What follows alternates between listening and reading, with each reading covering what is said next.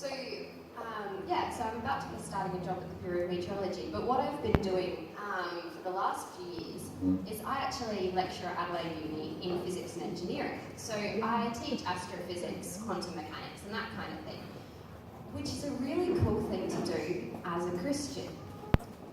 It's really interesting how many people come up to me and sort of say, how can you be a Christian and a scientist? How does that work? And I find that a really strange question, because recent studies have shown that approximately 40% of all scientists are religious. You know, that's only just less than half. It's certainly not some small minority. So why do we seem to have this misconception that somehow being a Christian and being a scientist aren't going to work together? So I wanted to start us off with a Bible passage that I really like. So it's from Job 6:3, which says, "He performs wonders that cannot be fathomed, miracles which cannot be counted." So when it comes to thinking about God and thinking about science, it's important to start thinking about what kind of viewpoint people might have when they're coming into the conversation. Usually, if people have thought about it a bit, you've come to some kind of viewpoint, whether that's been influenced by what you've read, by what you've heard, or by conversations with other people. So some of these viewpoints are the conflicting viewpoint. So this is one we often hear about in the media.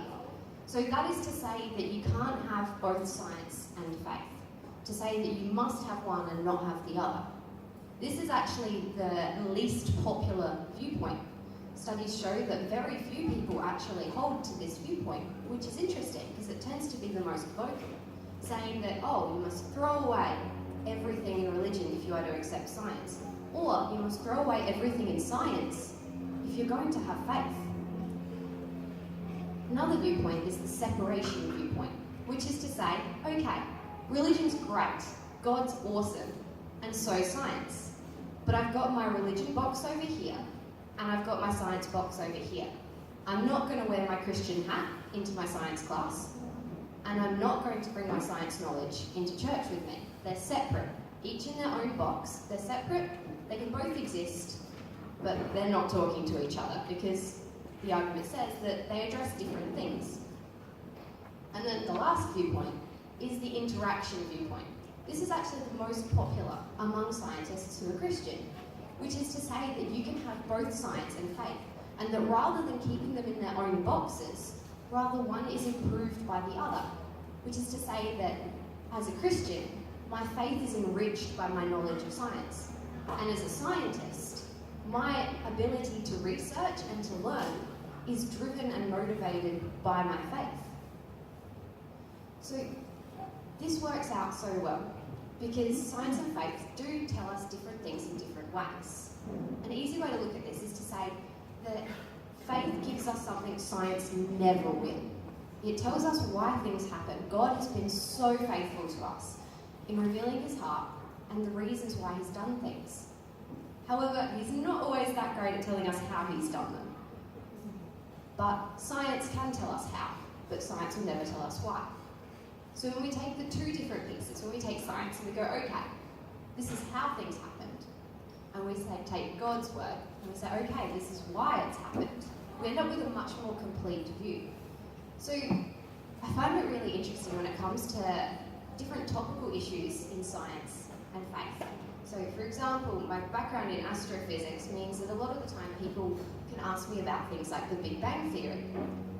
I find it really interesting because when the Big Bang Theory was first released, atheists universally rejected it because they thought it proved the existence of God, which is a little bit different to what they seem to be saying now, which is interesting. So they thought that because of the way the theory is constructed, it was just evidence of creation, of God taking all the matter in the universe from one point and creating the universe out of it. I'm not sure at which point along the line that they decided to turn that around and say that it didn't, but the theory hasn't changed. Just what they're saying about it has. So as a scientist, it is my privilege to learn and to study a lot of the science that people talk about in a way that they like to portray as controversial. So it's interesting to know and to see that a lot of the time when people summarise these theories, they're leaving out bits which are relevant to our faith. So the Big Bang Theory, for example, just says that all the matter in the universe was in the same spot, and then there was some kind of explosion, and it wasn't. So for a lot of scientists, the most common way that this has been resolved in the scientific Christian community is just to say that that was just God at work. That's how God went out and he created. With his power, with his might, he took everything from the same place and he went out and he created it. And that's the evidence of what we see around us. It's really interesting. In the reading we had this morning that Julia read absolutely fantastically, we see the account of creation that God has given us. And that matches exactly what we expect from scientific theory, aside from the timeline. And God's pretty amazing at being outside of time, we know that.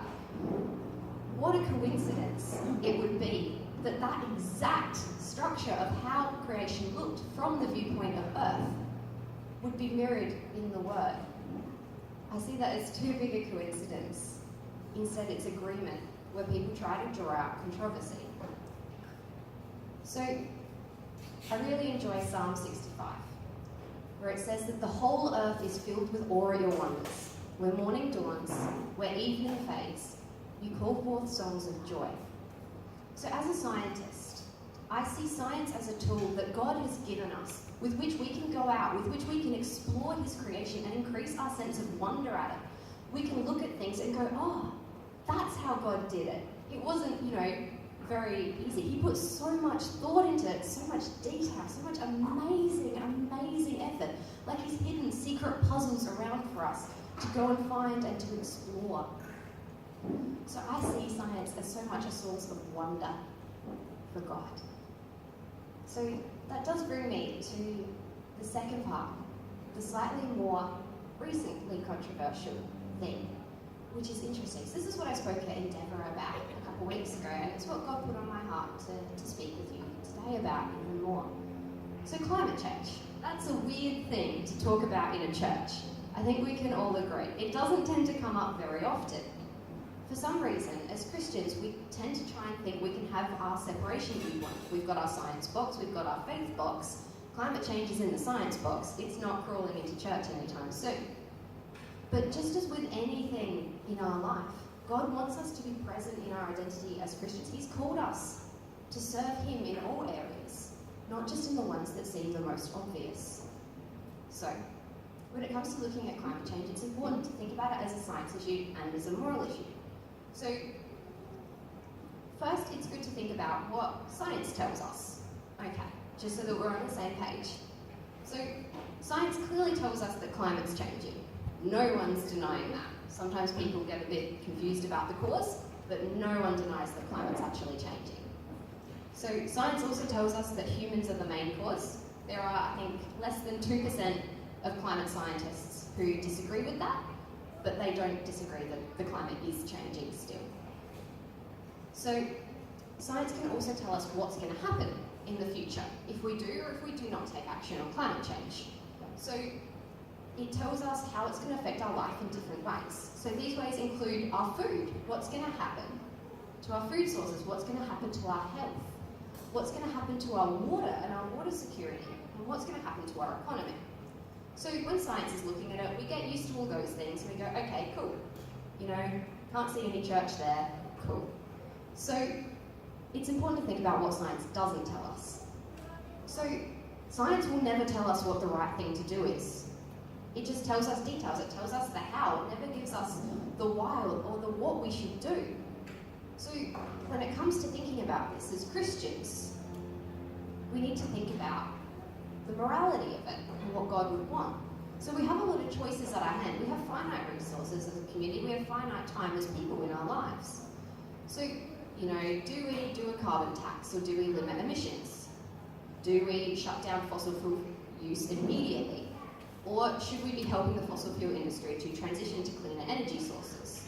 Should we be investing in new technology so that we can be doing the most efficient and best use of our technology that we can? Or should we be taking that money and helping poor countries just to catch up to where we're already at? So currently, in third world countries, nearly 100% of all energy is fossil fuel. However, they barely produce any pollution compared to the bigger countries, which isn't too surprising.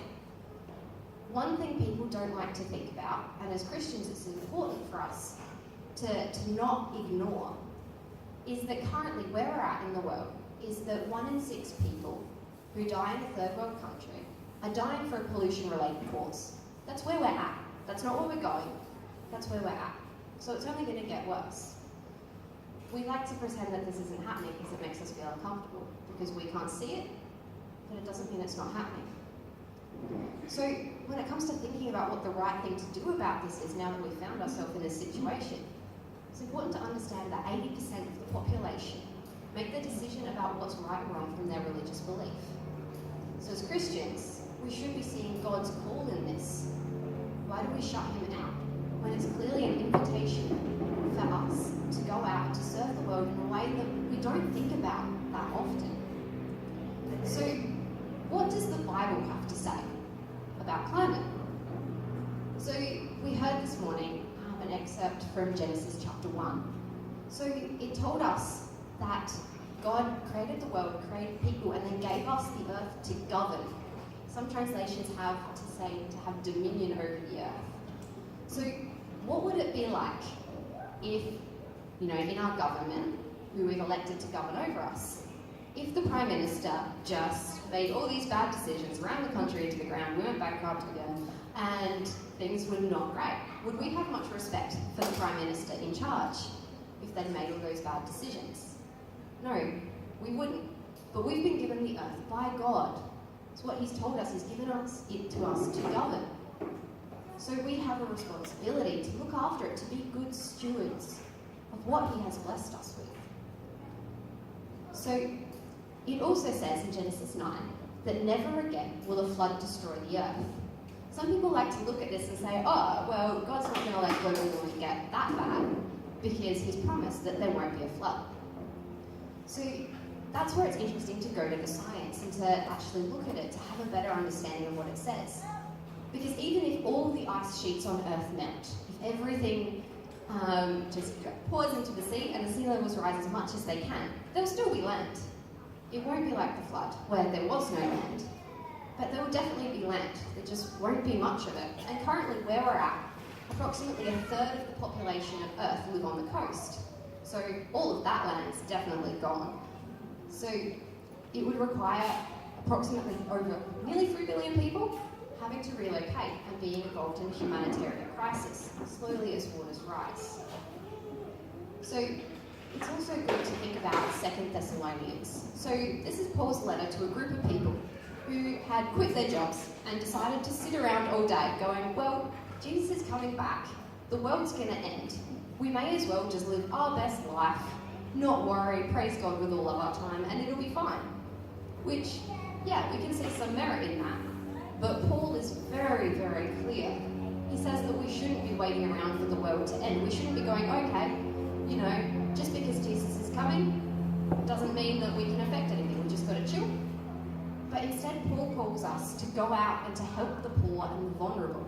He says that, yes, just because we're waiting for Jesus doesn't mean that we shouldn't be making this world better for those he loves. Climate change is, again, an amazing invitation that God has given us to go out and love those around us. When we see it as belonging in a separate box, in our science box as opposed to our religion box, we don't think about what Jesus would want. The fact that Jesus died for every one of the people on this earth. And he would again. And he's given us this to govern. He's given us the responsibility to love one another, even if we can't see them. So it's interesting to see that the Lutheran Church in Australia has actually published a statement on climate change a few years ago. It's a bit long, but it's definitely worthwhile. So, the statement is, global warming and its consequences involves a failure on the part of humanity to realise that our responsibility as human beings is to care for each other and to act for one another's good, not just our own. From a Christian perspective, it involves a failure to follow Christ's command to love one another as I have loved you. Our duty to love one another applies not only to our own generation, but also to all generations to come, who we may be condemning to death or a life of suffering by our actions. Now this is pretty powerful, but this was put out by the Lutheran Church of Australia only a few years ago. And it does highlight this fact that, sometimes we put on our blinders. We don't see the love of Christ where we should. We forget that it needs to be ingrained in our everyday life. God calls us to be present with Him, to live life in constant prayer, rejoicing always. But instead, we get tempted to bring out our boxes, have our climate change box and our church box. Not good. So, one thing I find interesting when it comes to this issue is to think about what everyone else has to say. As Christians, we know this. So, I find it really entertaining, and I wasn't sure if I was going to do this today, to play a little bit of a game called Who Said That? So, I wasn't sure, and then I ended up playing it with a group of atheists recently, and they really found it interesting. I thought, hey, if they get some value out of it, maybe you will. So, just like we had that statement from the Lutheran Church of Australia, we also got 4 statements put out by people from different religious backgrounds, statements on climate change. And so your job is to try and guess who said it. Was it someone from an Aboriginal background? Was it someone who is an atheist? Was it someone who is a Christian? Or was it someone who is a Muslim? So, our first one. Our species, though selected to be a caretaker of the earth, has been the cause of such corruption and devastation that we are at risk of ending life as we know it on our planet. This current rate of climate change cannot be sustained, and the Earth's fine equilibrium may soon be lost. So who do you think said that? Would that have come from someone from an Aboriginal background, an atheist, a Christian, or a Muslim? Okay. Yeah? Atheist? You think atheist? Okay, put your hands up if you think atheist. Yep, okay, a few hands. If you think it was someone from an Aboriginal background? Yep, more hands.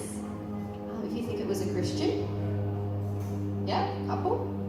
And if you think it was someone who's a Muslim? A few hands. Well, lucky last. This was a statement put out by the Muslim Church in Australia. So, are we ready for the next one? Now, we'll probably not guess Muslim this time, because it's ruled out. So, the destruction of the planet has begun through our over-exploitation of our lands and seas. These are not times for blame or accusation. There is a task ahead of all of us to address the outcomes of our greed and sloth. So who would have said that? Is it someone from an Aboriginal background, an atheist, or a Christian? We think. Okay, hands up if you think it was someone from an Aboriginal background. Okay, a couple hands. If you think it was an atheist. Ooh, that's popular. And if you think it was a Christian. Yep, couple.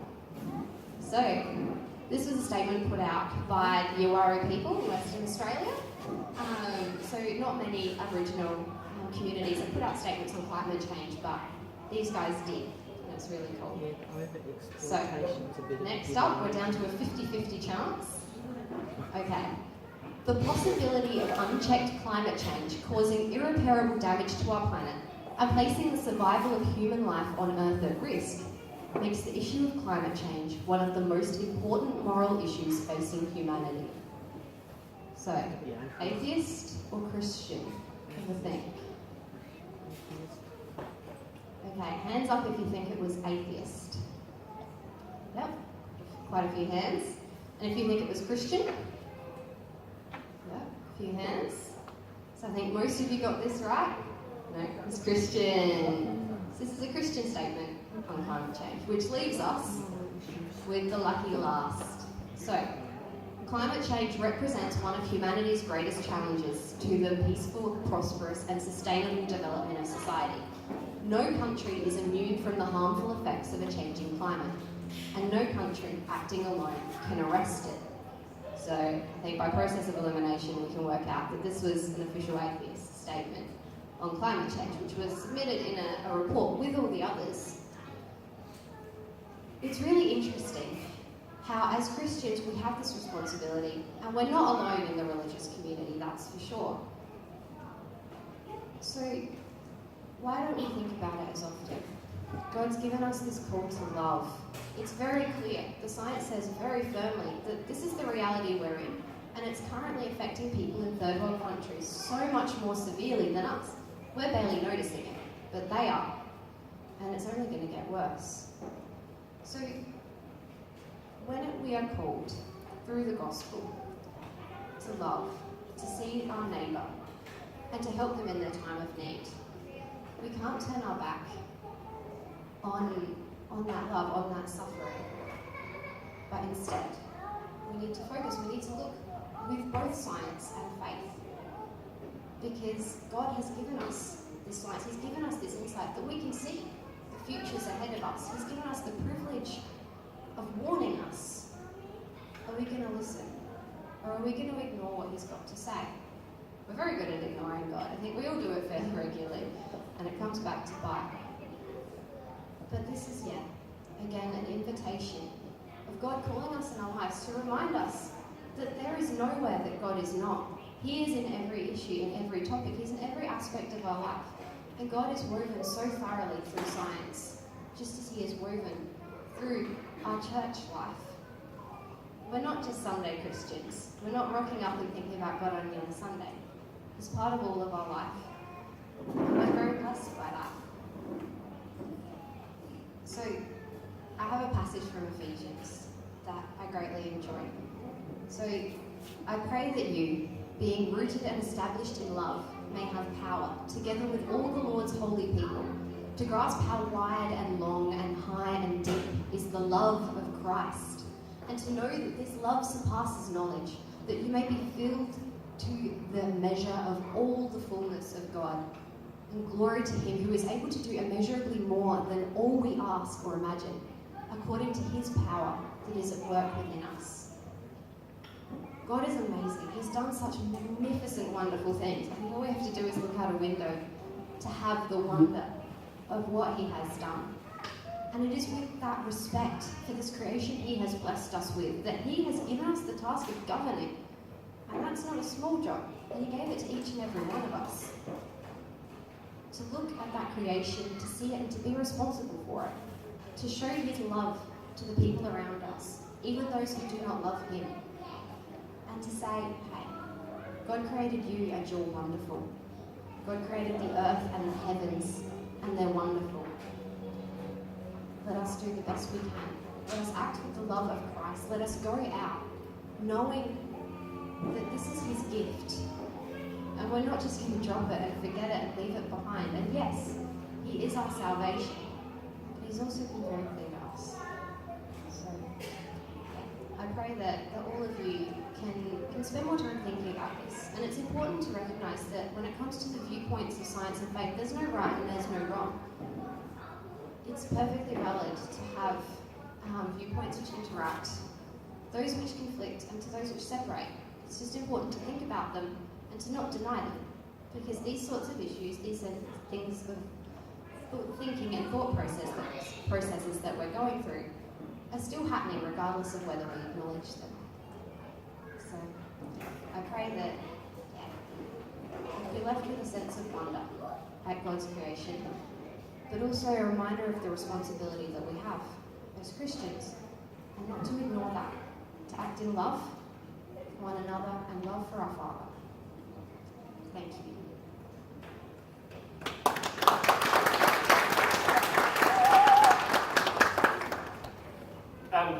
Now I've got asked Rosa for a song that would really work well, that expresses the same things that she's just expressed. And this one is new to me, it'll be probably new to most of you. So just sit and enjoy this song as it comes through the screen. Is it this one? Yeah. This one.